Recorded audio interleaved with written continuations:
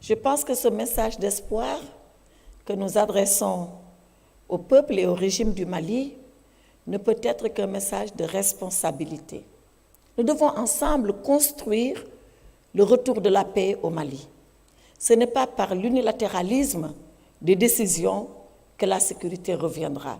Il faut que les politiques, ceux qui sont au pouvoir au Mali, avec la CEDEAO, avec l'ensemble des dirigeants, non seulement de la sous-région, mais au-delà, comprennent que ce qui se passe au Mali, c'est un problème politique avant même le problème sécuritaire. C'est le politique qui porte le sécuritaire. Ce n'est pas pour rien qu'on dit que nos présidents sont les chefs suprêmes des armées. Donc nous pensons qu'au Mali, nous devrions tout faire pour que la légitimité soit conférée aux autorités politiques de ce pays. En clair, que l'ordre constitutionnel revienne.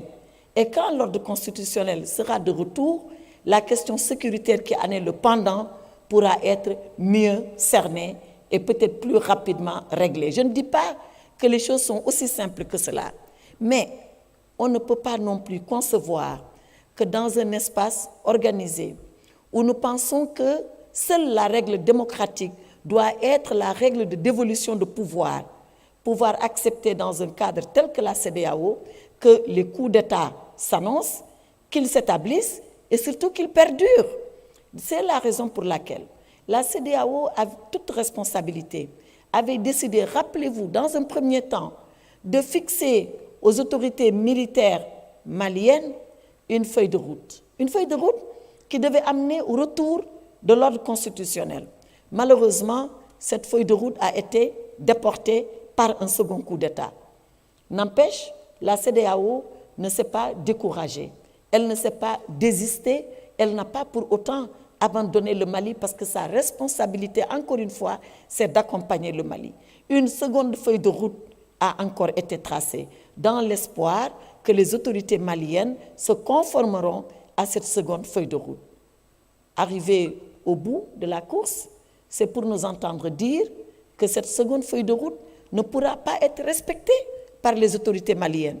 Et pire, aucune autre proposition de délai, d'échéance ou de calendrier n'a été fixée à la CEDEAO.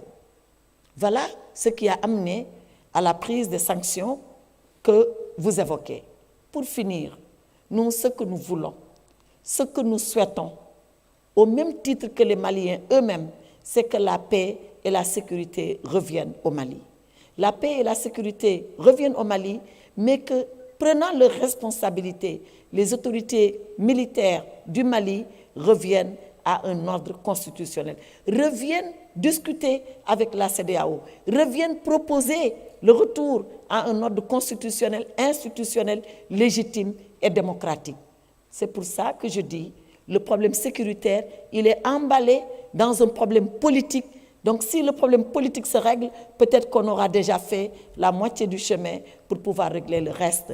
Voilà pourquoi, pour nous, l'aide au Mali, la compassion vis-à-vis du Mali, c'est d'abord une responsabilité. C'est d'appeler les autorités maliennes à leur responsabilité pour qu'elles reviennent à la CEDEAO, qu'elles reviennent avec les États de la CEDEAO et qu'elles fixent ce que nous attendons d'eux comme délai pour pouvoir organiser des élections et avoir un régime constitutionnel légitime, démocratique, mis en place par le peuple malien pour s'attaquer fondamentalement à ce problème qui est un problème ancien, qui est un problème multiforme, qui est un problème multidimensionnel et que nous puissions arriver à le résoudre. Telle est la volonté de chacun de ces États membres de la CEDEAO, telle est la volonté de la CEDEAO et telle est l'aspiration de tous les peuples de l'Afrique de l'Ouest pour ne pas parler du reste du continent. Je vous remercie.